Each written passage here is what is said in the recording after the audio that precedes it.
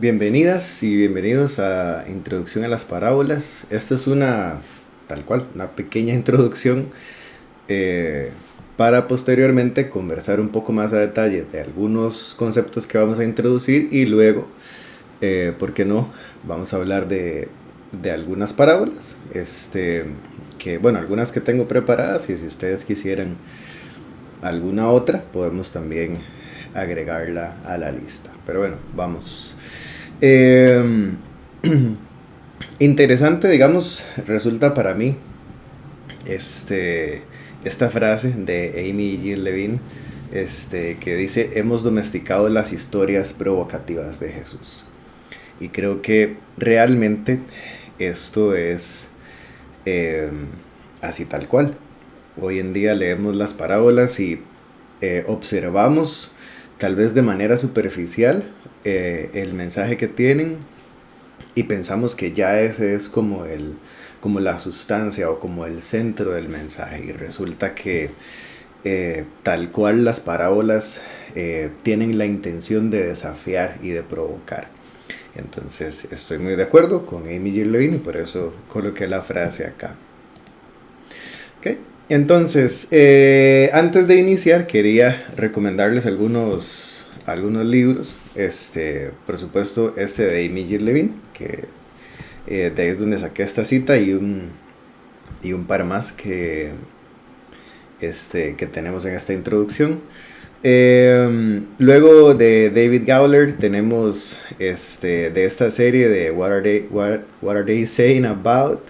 Él tiene esta parte de las parábolas, ¿verdad? Es muy muy interesante porque David Gowler se dedica entonces a recopilar lo que la mayoría de autores, para no decir todos, creo que prácticamente todos, digamos, por lo menos hasta ese momento, hasta el momento en el que se redacta el libro, de diferentes perspectivas e interpretaciones acerca de las parábolas, acerca de cómo interpretarlas, cómo acercarse a ellas. Es súper, súper completo. Entonces, si tienen la oportunidad de conseguirlo, creo que este sería el que yo más recomiendo de los tres, precisamente por esa variedad de perspectivas. Y luego, por supuesto que hay que incluir a Snodgrass, que Snodgrass es muy mencionado prácticamente en cualquier libro en los que se hable acerca de las parábolas de Jesús. Snodgrass es citado. Entonces, este sí está en español, comprendiendo las parábolas de Jesús. Y los otros están en inglés. Si quisieran más literatura al respecto, también luego podría recomendarles un poco más. Bien, interesante entonces que Marcos 4:33 comienza y dice: con muchas parábolas como estas les hablaba la palabra conforme a lo que podían oír, y sin parábolas no les hablaba, aunque a sus discípulos se los explicaba en privado. Y que hay quienes dicen entonces que hay muchos secretos o muchos enigmas que Jesús guardó para sus discípulos y que no quedaron registrados. O, de nuevo, interpretaciones de esas parábolas que tal vez reflejarían la intención principal o la intención inicial de Jesús, no las podemos observar porque no están registradas, sino que fueron guardadas para ellos en confianza, en privado.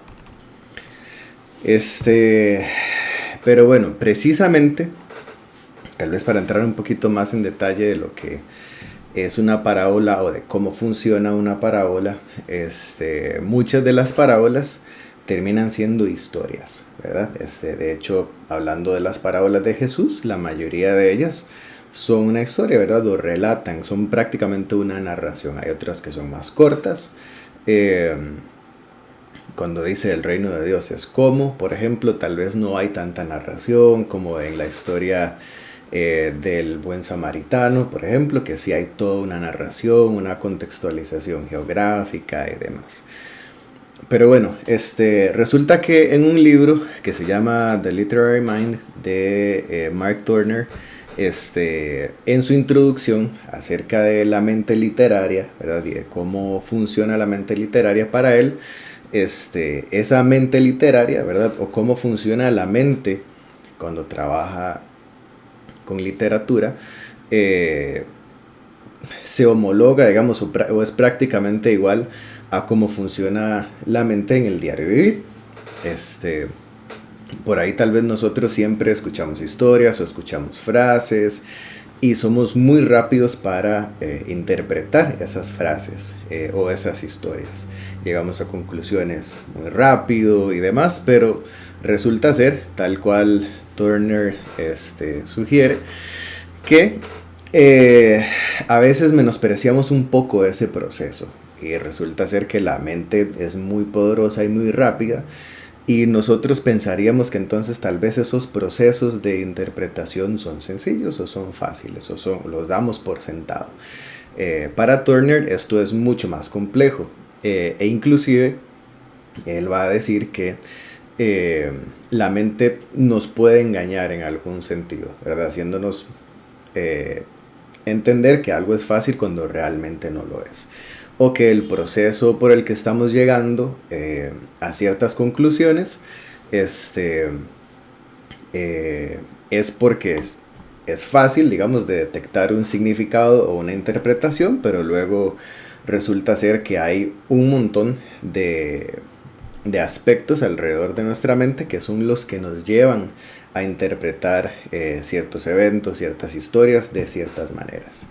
Aquí tal cual muchos autores en hermenéutica o acerca de hermenéutica, perdón, hablan también de esto, de cómo nosotros tenemos un yo histórico, por ejemplo, que es esa persona que somos hoy en día, hecha de todas nuestras experiencias anteriores, y cómo ese yo que somos ahora afecta o influencia, digámoslo así, la manera en la que observamos el mundo, en la que interpretamos las historias y en nuestro caso, inclusive cómo interpretamos el texto bíblico. Entonces, para Turner hay dos situaciones principales en las que las parábolas se entrelaza, digamos, o se interseca, no sé cómo decirlo, respecto de lo que son o de lo que es la mente literaria, ¿verdad? Que son la historia y la proyección. Turner va a decir en este libro, dice, la imaginación narrativa, o sea, la historia, es el instrumento fundamental del pensamiento. Las capacidades racionales dependen de ella. Es nuestro principal medio para mirar hacia el futuro, para predecir, planificar y explicar. Es una capacidad literaria indispensable para la cognición humana en general. Esta, dice Turner, es la primera forma en la que la mente es esencialmente literaria, o sea, la historia, esa imaginación narrativa. Y luego va a hablar de la proyección, donde va a decir que la proyección es la segunda forma en la que la mente humana es esencialmente literaria también. Entonces dice, esta proyección de una historia sobre otra puede parecer exótica y literaria, y lo es, pero también es, al igual que la historia, un instrumento fundamental de la mente. Y esto él lo dice después de explicar, si han leído tal vez Mil y una noches, ¿verdad? Las historias de las Mil y una noches, explica cómo el papá de la muchacha, que es quien cuenta las historias, le cuenta una historia para darle a entender lo que puede ser el futuro de ella. Por ejemplo, ahí después ustedes lo pueden leer. Entonces, ¿cuál es la idea de esto? Que las historias y las proyecciones que se pretenden de estas historias resultan en historias paralelas, ¿verdad? O sea, como decir, quiero decir esto, pero lo voy a decir de esta otra manera. Y como lo voy a decir de esta manera, yo sé que quien lo recibe lo va a entender de la manera en la que quiero que lo entienda, ¿verdad? Entonces es un poco esa idea, ¿verdad? En la que tenemos una historia en la que podemos proyectar ciertos significados o ciertas interpretaciones, ¿verdad? De nuevo, es una capacidad literaria indispensable para la cognición humana en general. Y vamos a ver un ejemplo de esto, tal vez que no sé si se entiende muy bien en este momento, pero bueno, la idea es esta. Tenemos una historia, que esto es un ejemplo también de Turner que me pareció bueno. Dice, cuando el gato no está, los ratones hacen fiesta. De nuevo, tal vez no es una historia muy elaborada, podríamos decir que es una frase o inclusive digamos que es un proverbio, ¿sí? Sabiduría popular, no sé, ¿verdad? Este, la historia es que hay un gato y hay ratones, hay un lugar, eh, bueno, el gato eventualmente ya deja de estar ahí y los ratones hacen fiesta. ¿Okay? Y lo interesante de esto es que tenemos una misma historia, pero podemos proyectarla de maneras distintas. Por ejemplo, podríamos proyectarlo en el trabajo. Cuando el jefe no está, los trabajadores hacen fiesta. De nuevo, es la misma idea, la historia original, sabemos cuál es, que es el gato y los ratones, pero lo proyectamos en el contexto laboral y bueno, entendemos el concepto, la idea es básicamente la misma, pero son, podríamos decirlo así, de nuevo, o es la proyección de una historia en un contexto particular. Podríamos tenerlo en un lugar de estudio, por ejemplo, el profesor o profesora no está, los estudiantes o las estudiantes, ambos hacen fiesta. Y otro contexto que podríamos tener, u otra proyección que podríamos tener, es la relación matrimonial, por ejemplo. Que cuando la esposa o el esposo no está, la otra parte hace fiesta. De nuevo, es una historia que tiene o que puede tener diferentes o distintas proyecciones. Por eso es que a mí me gusta la analogía de que las parábolas son como el señor cara de papa. El señor cara de papa es una papa esencialmente, ¿verdad? Las parábolas tienen lo que vamos a decir que es su papa, es su mensaje central, ¿verdad? Y luego van a tener, podríamos decir de nuevo, interpretaciones adicionales o ciertos maquillajes o, de nuevo, tal vez lecciones, enseñanzas, anexas, ¿verdad? Y eso cambia al final un poco la identidad del señor cara de papa, que puede tener las orejas en otros lugares, la nariz en un lugar diferente, las manos, etc. Mi mamá tiene como 3 señores cara de papa y mi hija se divierte un montón jugando con ellos. Y de nuevo, esta es parte de la idea. La parábola tiene entonces un tema central, ¿verdad? Lo que podríamos decir que es su esencia o la papa, digamos, o por lo menos esa es mi propuesta para ustedes. Y aún así no deja de tener otros significados, ¿sí? Es decir, no quiere decir que la parábola tiene solamente un propósito, sino que puede ser un multipropósito. De hecho, sabemos bien que las parábolas que tenemos grabadas en los sinópticos, es bastante posible, probable, que Jesús las haya dicho más de una vez. Algunas personas explican por esto las diferencias, algunas diferencias pequeñas que hay entre las parábolas que se mencionan en Mateo, en Lucas o en Marcos, precisamente porque Jesús las expresó más de una vez para diferentes poblaciones en diferentes situaciones.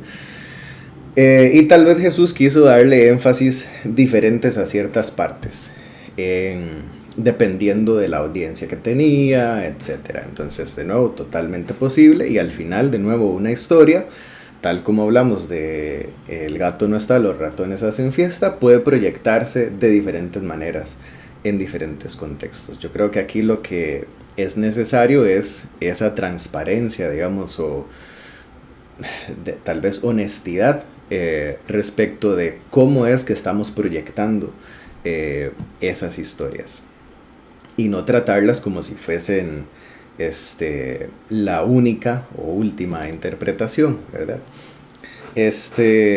Luego, parábolas viene del griego parabole, bueno, aquí es parábalo, que básicamente es para, junto con, al lado de, o paralelo, digamos, que también tiene que ver con paradoja, y balo, que es emitir, soltar o echar, que también tiene que ver como con este sentido de proyectar. Entonces básicamente es poner una historia al lado de otra, o poner algo al lado de algo.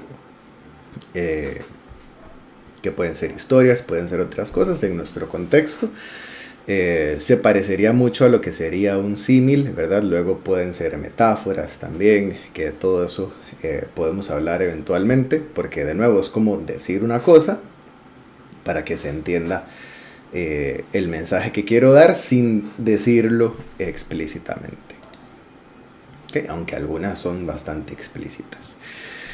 Y resulta ser que parábolas tal cual no solamente tenemos en el Nuevo Testamento o en los sinópticos. En hebreo se ha traducido, digamos, en algunas ocasiones la palabra mashal, que es esto que está acá, de derecha a izquierda, mashal, como parábolas, o también se le ha traducido como proverbios. Aquí está la palabra mashal, Proverbios 1.1, los proverbios de Salomón. La idea es, de nuevo, que son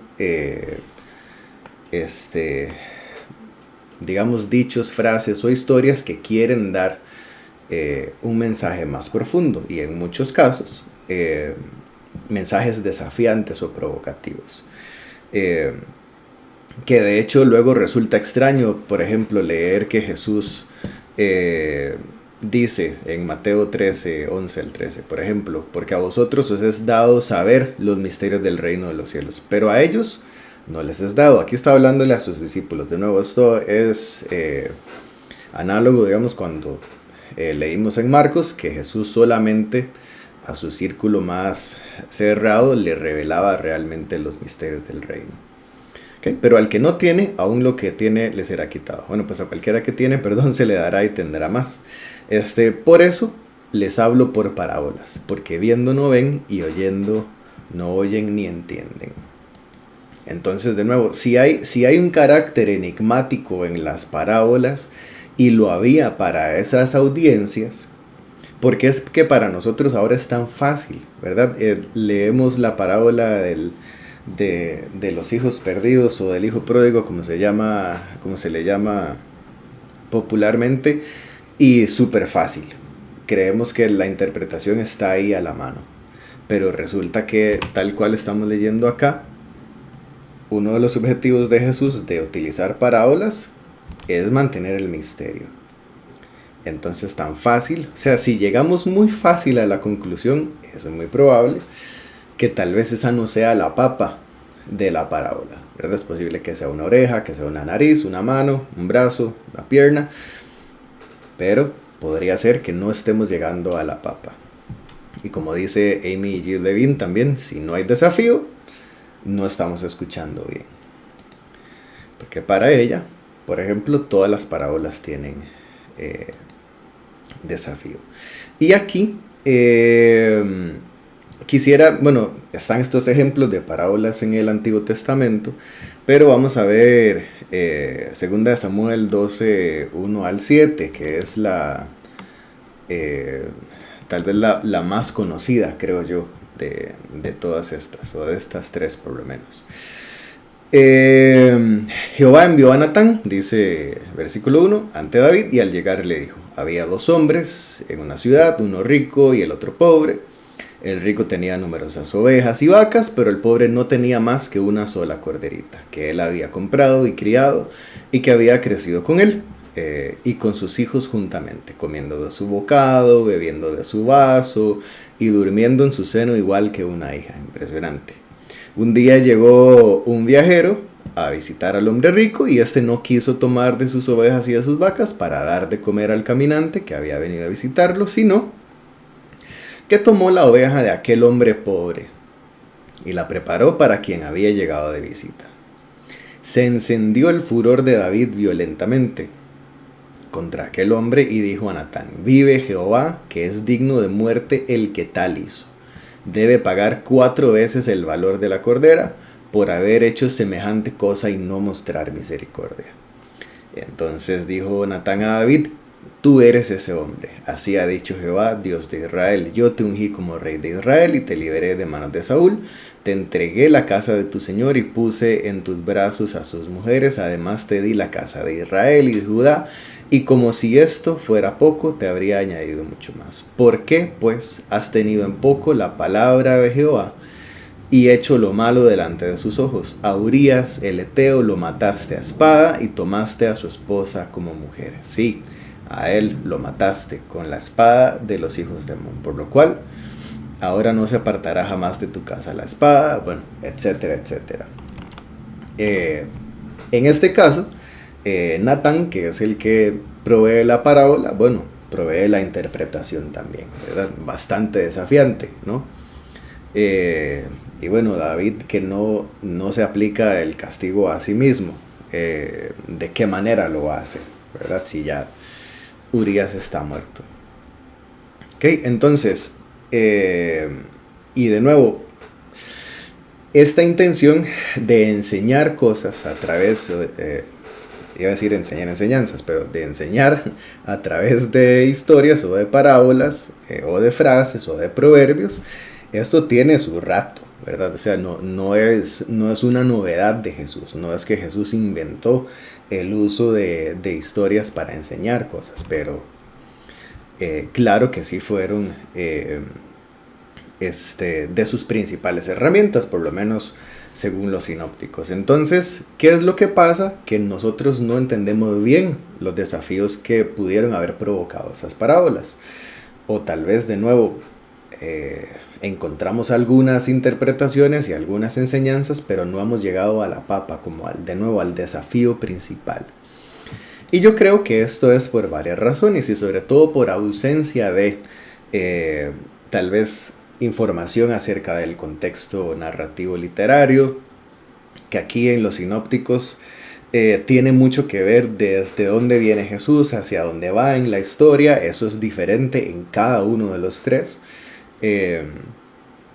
Por ejemplo, por lo menos desde mi perspectiva, Mateo tiene como una cierta argumentación circular, luego Lucas es muy lineal, ¿verdad? Marcos es como directo al grano, pero hay ciertas parábolas que están incrustadas, digámoslo así, en lugares diferentes en los tres evangelios. Entonces, cada autor de cada uno de los evangelios tiene probablemente un propósito de haber incluido esa historia ahí, por alguna razón particular, y haríamos bien en tratar de entender, digamos, cómo es que funciona la parábola respecto de la narración completa del evangelio.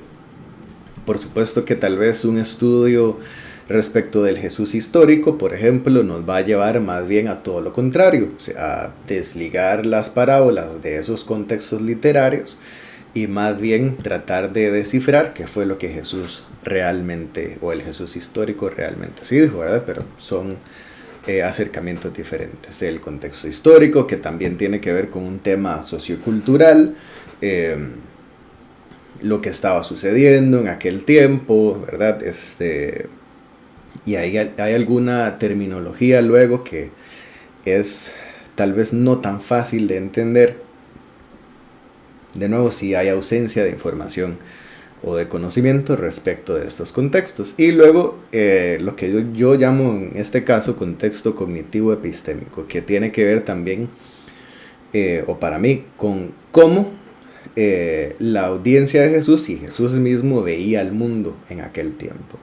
Porque ciertamente la manera en la que nosotros vemos el mundo hoy en día es distinta.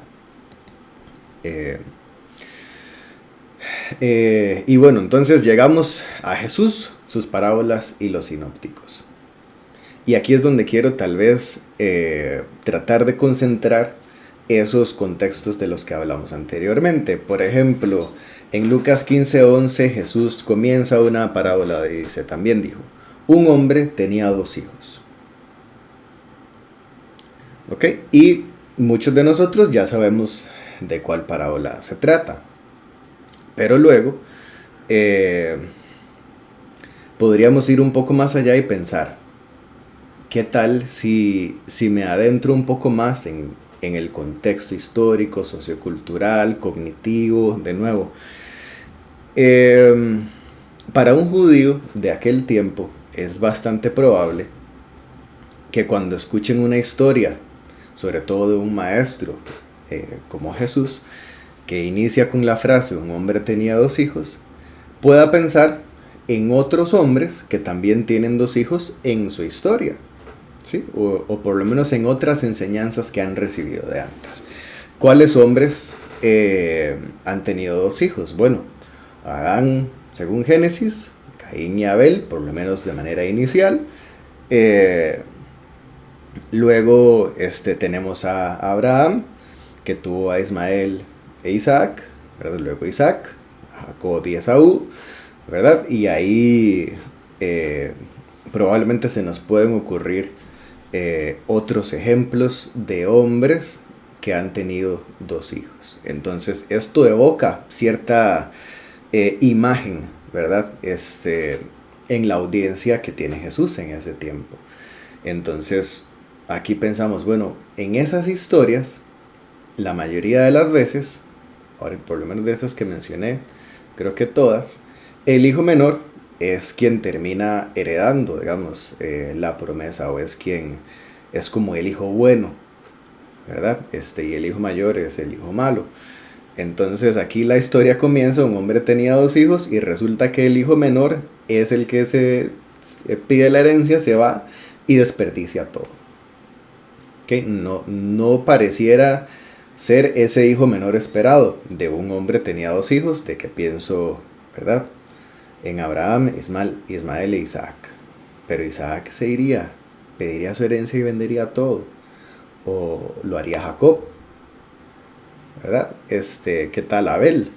¿Verdad? De nuevo, es parte como de esas, como les decía, como de esos desafíos que se van presentando en las parábolas, que de nuevo tal vez algunos de ellos se escapan a nosotros porque tal vez no tenemos esa información por lo menos presente, ¿verdad? Tal vez cosas como estas sí las sabemos, pero no las enlazamos porque precisamente nuestra manera de ver el mundo es diferente a las audiencias que tenía Jesús. Y como les decía, ¿qué tal si luego observamos la parábola del buen samaritano en su contexto narrativo? Lucas, antes de el buen samaritano, bueno, algo sucedió, que ustedes podrían ir a revisarlo luego, no lo vamos a hablar aquí ahorita. Pero luego continúa con la historia de María y Marta, o de Marta y María. Y luego de esto con el Padre Nuestro. ¿Cómo encaja esta historia del buen samaritano ahí? ¿Será que tiene un propósito particular o Lucas nada más la puso ahí porque la quiso poner ahí? Entonces, de nuevo, preguntas que vale la pena que nos hagamos. Y finalmente, Amy Jill Levine también, que como ya vieron, a mí me gusta mucho el libro de ella, también se lo recomiendo muchísimo. Razones que ella da por las cuales no entendemos las parábolas o los desafíos, ¿verdad? Centrales o esa papa, ¿verdad? De las parábolas es porque las seguimos tratando como historias para niños, por ejemplo. De nuevo, porque llegamos fácil a las conclusiones y es obvio que lo que se me quiere enseñar con esta parábola es esto. Luego la falta de tiempo para precisamente ir más profundo, analizar qué pasa. Por ejemplo, en aquella parábola que dice que el reino de los cielos es como la levadura que una mujer esconde en 3 medidas de harina, ¿verdad? Resulta que, de nuevo, cognitivamente esas primeras audiencias pudieron pensar en Sara, la esposa de Abraham, porque hay una escena en la que ella, en la que Abraham le pide a ella que cocine 3 medidas de harina. Luego, temas importantes o no menos relevantes, digamos, cuántos son 3 medidas de harina y cuestiones de esas. Falta de tiempo, tal vez, no sé, nuestros pastores o maestros no tienen tanta disponibilidad porque son bivocacionales y demás, y tal vez no hay ese chance, ¿verdad? Para ir más profundo. Luego tal vez ciertas expectativas de las iglesias en las que de nuevo se espera ciertas enseñanzas de cierto tipo. Luego que se suele pensar que las respuestas fáciles funcionan, ¿verdad? ¿Para qué enseñarle a la iglesia algo demasiado profundo si no lo van a entender? Algunos pastores y predicadores piensan de esta manera. Luego, falta de preparación histórico-crítica, que por supuesto de eso hay mucho, y sobre todo en el tema del análisis crítico respecto de la Biblia, esto es muy complejo, ¿verdad? Porque no muchos, la mayoría, no sé si decir la mayoría, pero muchos predicadores, predicadoras, no se atreven a analizar el texto bíblico de manera crítica por la sacralidad, digamos, con la que se observa. Entonces, es posible que hay ciertas perspectivas que no se logre observar, tal vez no por falta de preparación, sino yo diría que inclusive por falta de voluntad. Y otro tema que es importante es la seducción de nuevos enfoques. Aquí la idea es que por lo general siempre, por lo menos alguien como yo, siempre quiere buscar una manera nueva o diferente de observar las cosas. Bueno, a veces no es necesario. Y esa tentación de estar observando cosas nuevas nos puede llevar a observar cosas que no están ahí también. ¿Ok? Entonces, eso es todo por ahora en esta introducción. Entonces, sin más, me despido. Espero que haya sido de provecho. Nos vemos en la próxima lección.